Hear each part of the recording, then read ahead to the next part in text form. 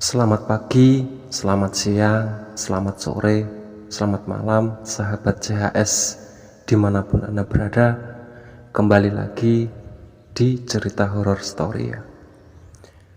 Oke, kali ini kita akan melanjutkan cerita misteri Villa Gongti ya, episode terakhir ya. Tanpa lama-lama kita mulai. Wanita parubaya berdaster batik duduk menyandar pada dinding kayu yang penuh dengan kaligrafi hitam putih, tertata rapi dalam bingkai kayu beragam ukuran. Di luar gerimis mulai membasahi. Tangannya beberapa kali menetut lutut, menyelaraskan ritme ketukan kendang dangdut dari radio tuanya. Jari itu berhenti begitu telinganya menyesap suara langkah kaki yang tergesa. Sudah kuduga kau masih nginap di villa itu. Maaf, tanya Raul dengan menautkan alis tebalnya. Wanita separubaya penjaga warung rokok itu masih sama dengan sebelumnya, memasang wajah kaku, tak bersahabat pada pelanggannya. Di pihak lain, nalar Raul masih belum dapat mencerna perkataan dan perangi tak sopan dari wanita itu. Aku Purwasih yang kamu anggap remeh ini telah mengirim pesan, tapi tak kau indahkan. Jangan sampai kau menyesali keputusan bodohmu, katanya acuh tak acuh seraya bangkit dari duduknya, dua bungkus rokok yang sama. Raul mengangguk lalu terpekur. Sebelum Raul bertanya, wanita itu menatap tajam mata Raul dengan mendesis. 3 tahun lamanya ia menunggu. 3 tahun itu waktu yang sangat panjang. Sekarang ia sudah menang. Maksud ibu, Raul mencoba bertahan pada kesopanan meski dada sesak menahan gusaran. Tak percuma warga kampung Karet Jajar menjuluki aku sang Linuwih. Apakah kau tak melihat jari-jariku? Ucapnya sambil menuding ke arah kaki Raul. Dek. Raul tersentak, tangannya menyinggung toples kacang kulit. Ada apa denganku? Kenapa baru sekarang kau sampaikan hal itu padaku? Begitu ia tersadar bahwa jari-jari kakinya tampak membiru, wanita itu membisu. Kau sebenarnya telah mengetahui sejak dari pertama kau menginjakkan kaki pada tempat terkutuk ini. Kenapa baru sekarang kau tanyakan hal itu padaku? Jelaskan agar aku mengerti. Raul mendaratkan pantatnya di ujung kursi panjang, menatap tajam dengan berdebar jari-jari kakinya yang membiru menuntut penjelasan. Sekali lagi anak muda, semuanya telah telat. Atas nama keselamatan, siapapun tak dapat menolongmu. Yang jelas tugas pertamaku sudah selesai. Apa pula itu? Tugas apa? Raul menglinglung. Tugas untuk memperingatkanmu. Sekali lagi semua sudah telat alias terlambat. Raul menahan kata, hanya kegelingian yang sangat tergerak. Ia menyaut rokoknya dari tangan wanita itu dengan kasar. Raul pun pergi tanpa mengharapkan uang kembalian. 4 langkah dari ambang pintu warung, ia membalik punggung, menunding hidung perempuan itu dengan rahang menegang. Orang gila. Purwasih, sekilas seperti perempuan parubaya kebanyakan, kecuali untuk satu hal, mata batinnya di wilayah sekitar kampung Karet Jajar namanya Gondang, sebagai julukan orang-orang mencari pertolongan dalam perkara gaib saja. Seperti sebagian besar warga kampung Karet Jajar, ia juga pendatang. 3 tahun berselang setelah rumah sakit kusta didirikan pemerintah, datang penawaran pada nelayan para sejahtera pesisir pantai utara untuk mendirikan perkampungan di sekitar kebun karet. Berbondong-bondonglah mereka untuk sebuah alasan sederhana, lahan cuma-cuma. Purwasih mewarisi ilmu Linuwih dari tanah mendiang ayahnya. Konon sang ayah adalah tukang suwuk, kondang dengan kesaktian beraneka rupa. Nelayan pesisir pantai utara menjadikan tetua. Dibesarkan dalam lingkungan klinik, ternyata orang membawa kesengsaraan hidupnya. Orang tuanya terbunuh secara misterius saat dirinya masih gadis. Untung saja ia dapat diselamatkan oleh pemuda murid ayahnya, kelak menjadi suaminya. Purwasih melepas kepergian Raul yang tergesa-gesa itu dengan mengurat tatapan hampa. Gelengan dan tarikan nafas beratnya menampakkan kepasrahan. Kasihan, jari-jari kakinya itu memang benar telah membiru. Bahkan Larik-larik uratnya pun tampak menghitam. Raut menelan ludah ketika ia menyentuh betis kekarnya yang lambat laun terasa dingin. "Ada apa denganku?" batinnya keluh. Sore hampir telan kegelapan. Raul tak sadar melakukan penyelidikan di dalam benaknya. Pak Nora jelas tersangka utama. Ia tak peduli lagi desahan nafsunya pada Kinasih. Jika Pak Nora meluknya, tentu ia punya penawarannya. Begitu kira-kira Raul berhipotesa. Bangunan dinding tembok dengan 2 bilik kamar itu masih lenggang dan remang-remang seperti biasanya. Tak tampak ada tanda kehidupan. Mata biru Raul mengintip dari celah retakan sempit pada jendela kayu bilik kamar tidur Pak Nora. Ujung kakinya menumpu pada bongkah batu besar. Sosok tersangka utama berada pada poros kamar dengan duduk bersila. Dengan jantung berdebaran, mata Raul menyempit untuk melakukan pengamatan dalam keremangan. Tak ada sosok Kinasih di sana. Hanya Pak Nora yang bersila dengan menghadap sosok berselubung kain hitam yang berbaring di depannya. Sosok itu tampak diam membeku. "Mayatkah itu?" tanya batin Raul ketakutan. Tenggorokannya Raul tersumbat kengerian. Pemandangan yang ganjil itu adalah pembenaran sangkanya. Meski tertutup kain hitam, Raul telah berkesimpulan bahwa sosok itu adalah manusia. Manusia diam tak bergerak adalah manusia yang telah mati. Pak Nora adalah tersangka pembunuhan. Kinasih, mayat Kinasihkah itu? Pak Nora membunuh anaknya sendiri? Raul mengatur nafas sambil berniat mengakhiri penyidikan. Pada tarikan nafas keempat, di antara gerimis, telinganya mendengar bunyi ranting patah tak jauh di belakangnya. Ia mencium aura ketidakberesan. Tak salah lagi, memang benar dugaan Raul. Ranting itu tidak patah dengan sendirinya. Sebelum ia dapat menjawab rasa ingin tahunya dengan memutar punggungnya 90 derajat, sebuah benda tumpul menumbuk kepala Raul. Limbung, lalu Raul rubuh menyamping. Raul mengerjap dengan kuping mendenging. Untuk beberapa saat indera pendengannya tak dapat menangkap satupun gelombang suara. Kepalanya tiba-tiba menjadi berat. Otot tubuhnya tak sanggup menuntun punggung untuk terangkat. Detak jantung yang makin cepat, tenggorokan tercekit. Ia meringis kuat-kuat. Tangan itu belum selesai dengan urusannya, bahu Raul didorongnya dengan kasar. Raul mengerang untuk mengaduh. Saat ia berjuang dengan sisa tenaga untuk bangkit, bak sebuah baris perintah, tendangan pendek yang didaratkan pada pinggang berhasil membuatnya merebah. Kali ini Raul patuh kepada dan tubuhnya terkulai lemas pingsan. Raul melihat begitu dingin dan basah menampar indera perasaan di permukaan wajahnya. Kesadaran sedikit merambat pulih, manakala sebaskom air mengguyur kepalanya. Tangan itu pelakunya. "Bangun!" titahnya setengah teriak. Kelopak mata Raul berkedut cepat dalam pandangan yang samar. Ia berusaha menerjemahkan sebuah singlet besar yang berdiri di hadapannya. "Iblis!" desahnya tertahan. Tak ada kata balasan dari tangan kekar itu selain kembali menumpahkan sisa air dingin pada kepala Raul sembari mencekik deram. 3 detik kemudian tubuh Raul diseret kasar dan disandarkan pada dinding. Ia tertunduk dengan leher layu sambil meraba telinganya yang masih terasa perih akibat pukulan. Pandangan yang masih kabur itu dijelajahkan di sekeliling pondok Pak Nora. Sangkaan Raul tak salah lagi. Pak Nora memanglah kejam sesuai petunjuk Perwasi. Dalam ketercekatan, Raul mulai mengendus aroma kematian. Tubuhnya secara refleks begitu getar merespon sebuah rencana tindakan. Tak pernah ia dalam kondisi setakut ini saat ekor matanya melihat siku Pak Nora terangkat. Sesaat sebelum Pak Nora meloloskan pukulan dari sudut ruangan yang gelap, sebuah bayangan besar dan panjang terurur ke depan. Silat itu menyibak gelap dan memunculkan sosok manusia. Suara lembut pun terdengar. "Abang ganteng, kok datangnya cepetan?" Langit telah mencurahkan rintik hujan. Pak Nora mematik api untuk membakar rokok di hadapan Raul yang tertunduk tak berdaya. Kinasih, gadis idaman Raul itu berlutut dan mengusap rambut Raul rembut. "Bang sayang, kamu telah merusak pesta kecilku." Untuk sang perusak pesta, tak ada hukuman yang pantas selain hukuman mati, bisik Kinasih sambil menyeringai. Sundal setan, apa yang kalian inginkan?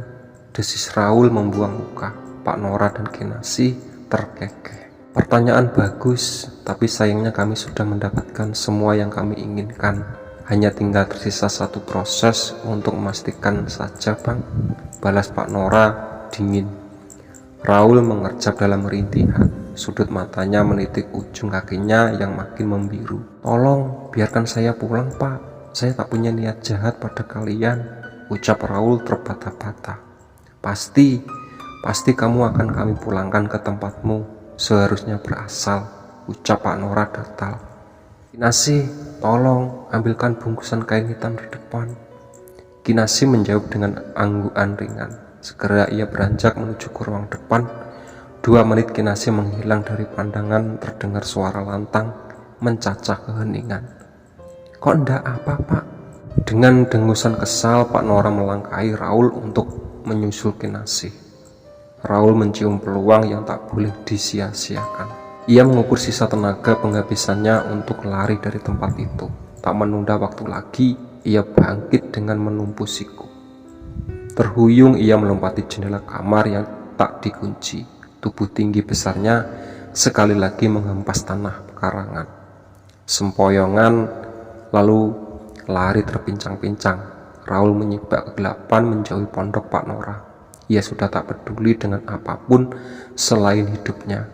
Dengan setengah berlari, Raul menahan bunyi derap langkah kakinya dalam kegelapan dan derasnya hujan. Kinasih yang terlebih dahulu sadar jika Raul telah menghilang, memekik sebuah lolongan panjang. Pak, boleh ini hilang, kejar Pak, teriak Kinasih histeris dengan wajah merah. Pak Nora yang menyusul ke kamar setelah mendengar teriakan, kali ini hanya mampu terdiam. Wajahnya tertular merah, menyiratkan arti sebuah kemungkaran. Diraihnya parang yang tergantung pada dinding kamar dengan kasar. Di luar, gelegar guntur dan kilat petir saling bersautan. Tunggu di sini, jangan sampai keluar rumah. Lanjutkan semua persiapan. Malam ini semua harus tuntas, kata Pak Nora lantang pada anaknya. Kinasih mengangguk singkat, lalu menatap punggung ayahnya tajam. Derasnya hujan dan pekatnya gelap makin mengepung villa Gong Meti. Dari balik gelap yang acak, singlet tinggi besar terlihat berjalan cepat menunduk dengan sibuk menyibak semak dan pepohonan. Berjalan dalam jalur tanah basah yang gelap dan licin seperti itu menyulitkan. Lekuk pipi yang halus itu telah menghilang, berubah menjadi kasar. Dengan ratusan lubang kecil yang berwarna hitam, Raul bergidik sambil menepiskan ingatannya pada sosok Kinasih.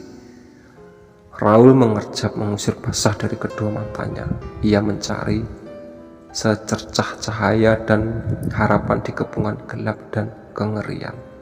Butuh beberapa detik untuk memulihkan kekuatan, dingin masih menusuk tulang. Tangannya menyengkeram tepi lingkar randu sebesar sambil menjelajahkan pandangan.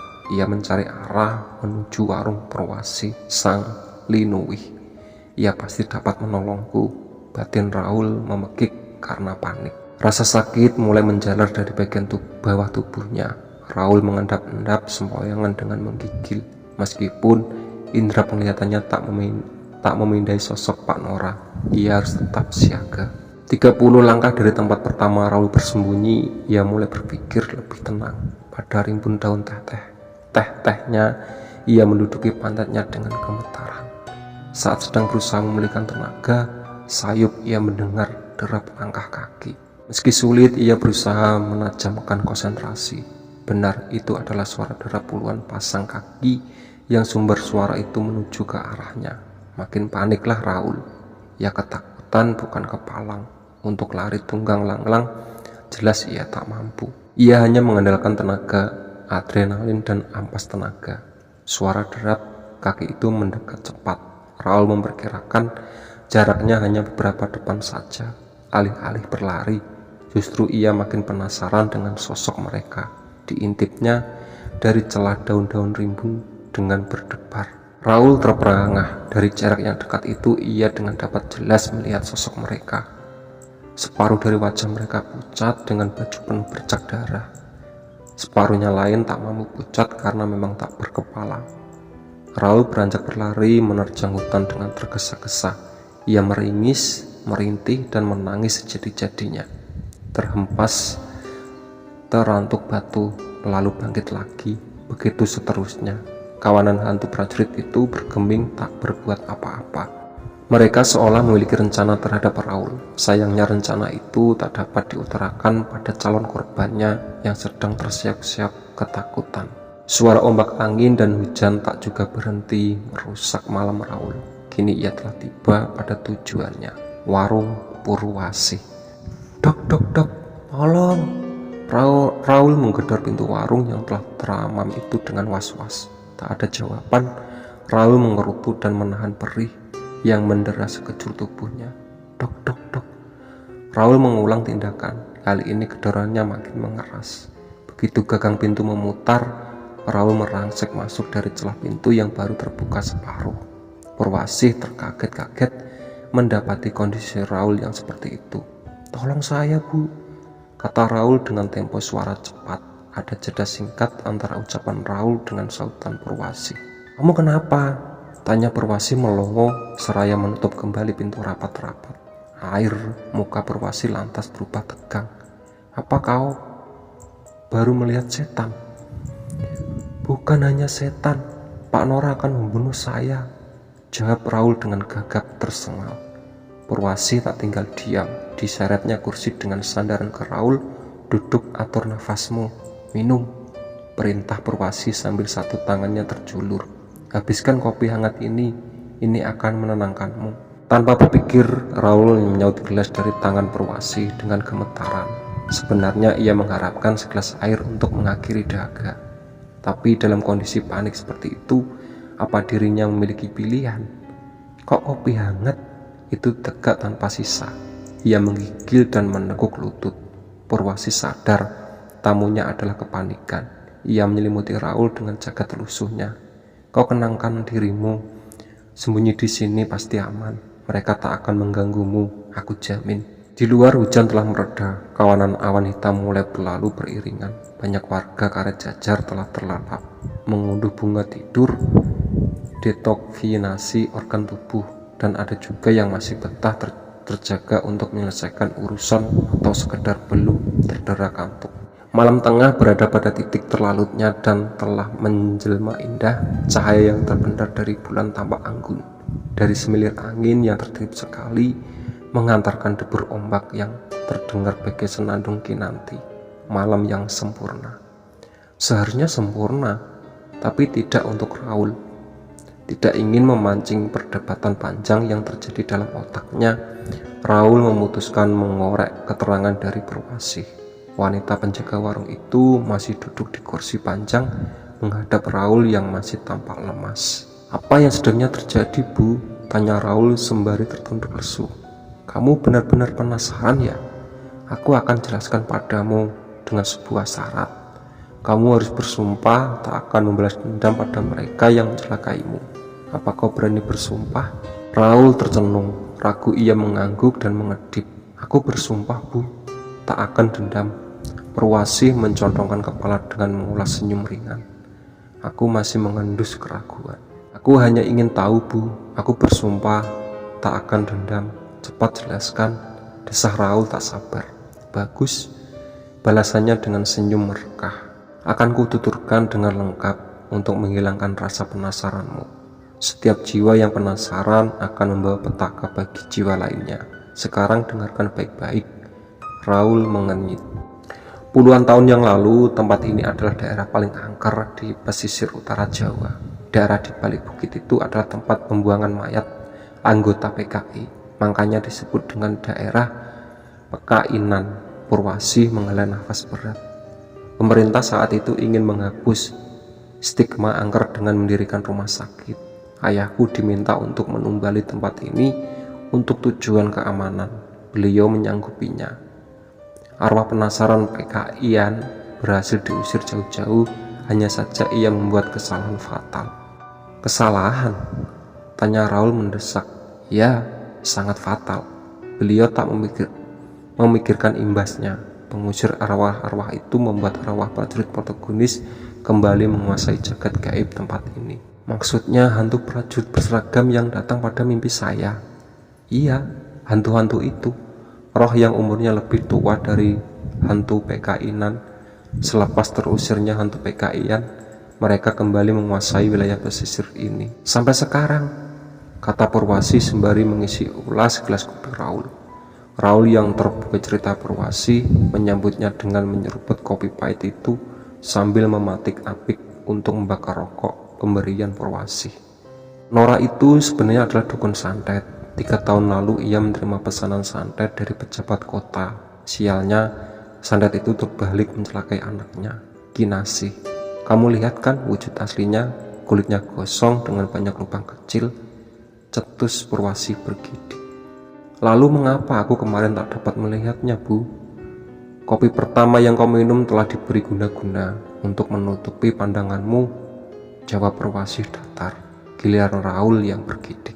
Raul terenyah, ia menyangka bahwa dirinya terpilih menjadi tumbal. Ia segera menerka-nerka bahwa kejadian yang menimpanya adalah perbuatan jahat terencana. Siapa otak kejahatan ini? Sinta. Ya, Sinta. Yang mengirimmu ke tempat ini adalah Sinta, rekan kerjaku. Apa hubungannya Sinta dengan Pak Nora? Ibu tahu Sinta, desak Raul sambil menginjak putung rokok. Sinta gadis perayu berambut kecelokatan. Ia adalah anak pertama Nora.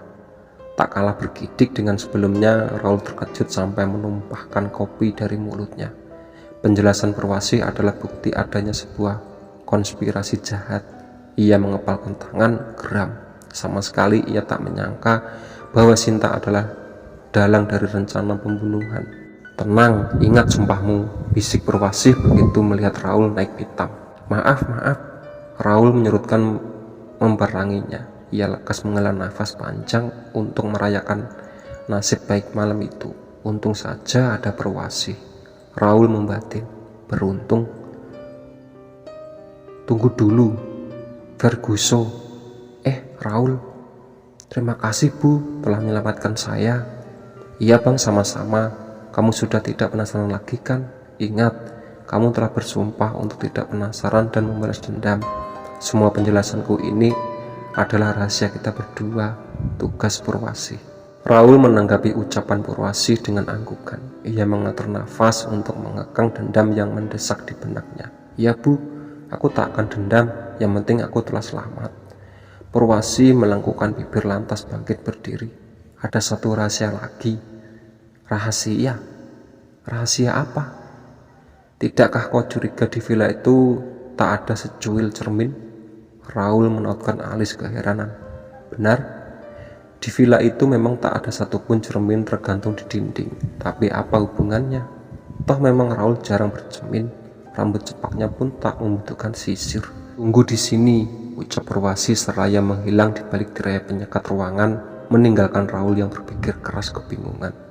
Tak ada banyak yang dapat dilakukan sang korban dalam jeda hening seperti itu, kecuali hanya menunggu kabar dengan dada berdebar. Punggung basahnya ditegakkan untuk meletupkan kewaspadaan. Coba kau lihat pantulanmu di sini, kata Purwasi sembari menyerahkan cermin ke meja. Benak Raul meragu. Sekejap ia bergeming. Ini, terima cermin ini, perintah Purwasi. Sedikit tak yakin, Raul memberikan diri meraih cermin itu. Mata Raul mendelik lebar, jantungnya berhenti mendadak. Pada pantulan cermin, ia melihat dirinya yang tak lagi serupa. Dilihatnya wajah dalam cermin itu pucat basi, bibir dan kedua matanya kelabu kehitaman. Ia mencapakkan cermin itu ke lantai, kelapakan, panik tak karuan hingga terjerembab ke lantai. Raul menatap dalam rintihan. Apakah aku telah mati? Bukankah telah aku katakan bahwa semua sudah terlambat? Bisik Purwasi sembari mengecup bunuh-bunuh Raul rembut. Kopi yang kau minum bukan kopi biasa. Darah Raul deras mendidih. Tangannya mendidik lengan Purwasi dengan kasar. Berdebah, umpatnya.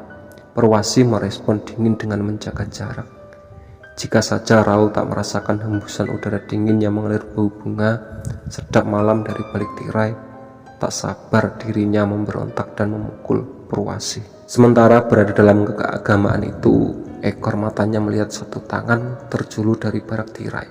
Sontak Raul mengenadah, mengejan dan membelalak. Raul, famos ya. Raul, ayo kita pergi. Keberuntungan malam itu dikandaskan hantu prajurit Portugis. Raul pun kegelapan menahan panik. Tubuhnya berputar cepat dengan kakinya menekuk sebagian tumpuannya.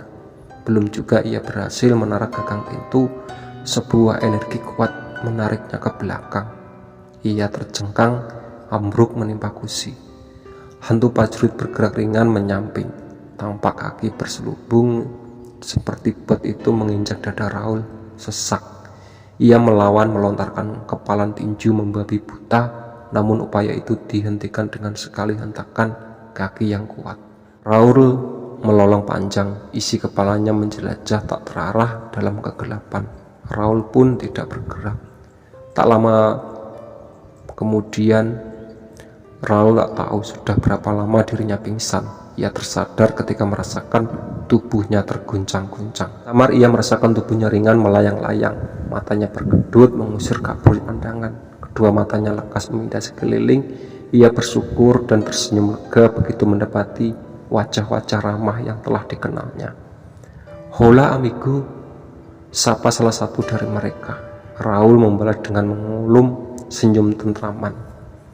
Teman-teman yang baik itu telah datang menyelamatkan Raul, dan mereka kini sedang menuntun derap langkahnya untuk menjauhi Villa Gong Meti. Semua teman prajurit Portugisnya malam itu tampak gagah berwibawa. Villa Gong Meti menorehkan dua kisah pada kutub yang berbeda, satu kelam dan satu lainnya sukacita. Raul Lamos, pria muda gagah rupawan itu, menghilang tanpa jejak secuil pun. Berita hilangnya Raul malam itu kini menjadi perlengkapan misteri raibnya tiga pemuda keturunan pesisir utara selama 3 tahun terakhir. Tak ada yang tahu di mana jasad ketiga tumbal itu berada. Misteri itu kini abadi. Kemiripan tiga korban menjantrekan kesimpulan sepihak. Pesisir pantai itu tak lagi ramah bagi pria keturunan Portugal. Desas-desus itu pun menyebar cepat ke seluruh penjuru provinsi. Siapa lagi pematiknya jika bukan sang Linuwih. Menyikapi rentetan peristiwa kelam itu, pemerintah daerah sigap bekerjasama dengan warga kampung Karet Jajar. Aturan tak tertulis pun disebarkan untuk mengantisipasi korban susulan. Pengunjung keturunan Portugal dilarang memasuki wilayah Karet Jajar.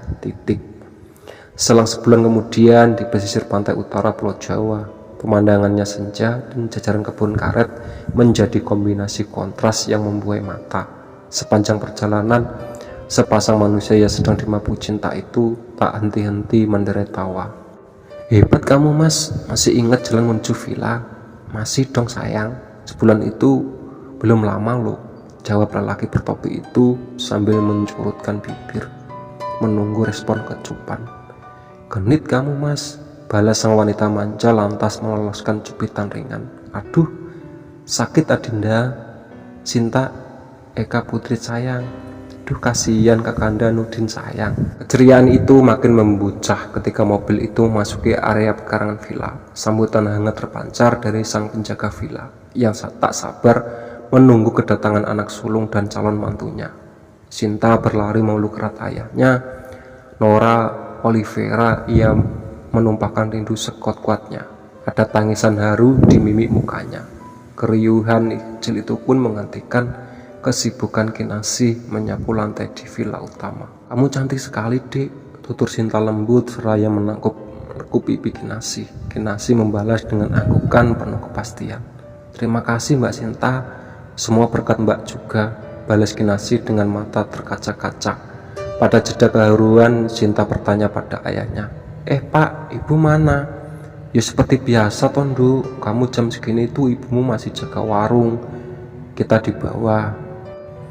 Oke ya, itu tadi cerita dari misteri Villa Gong Meti ya, tamat ya. Sebelum cerita aku tutup, alangkah baiknya tekan tombol like, subscribe, komen, dan share sebanyak-banyaknya. Oke.